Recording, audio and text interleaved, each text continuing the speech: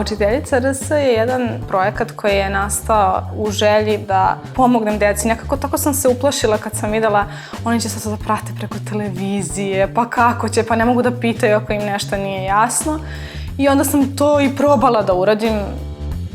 Šta je bilo iz srpskog? Iz srpskog smo radili šta sve radimo od kućnih poslova.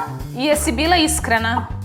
Mi smo tu da otkrijemo šta se stvarno krije u srži tog deteca. To ne može učiteljica u školi, jer ima ispred sebe 30 đaka i razne druge probleme. Dakle, bila sam u školi, radila sam, nije to samo da ja njima nešto predajem, da ja njih nešto učim. Dakle, tu ima svašta nešto, a ovo nam nudi baš onak jedan individualan pristup da se posvetimo jednom detetu koliko god možemo.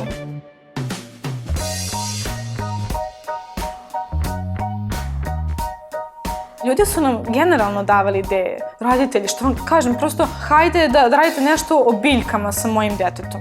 To je jedna savršena ideja. Onda dođu predškolci, odnosno roditelji predškolaca i jave nam se, a možete vi sa našim detetom da radite, ono kreće u školu u septembru, kako će ono, nije išlo u predškolsko već 3 meseca.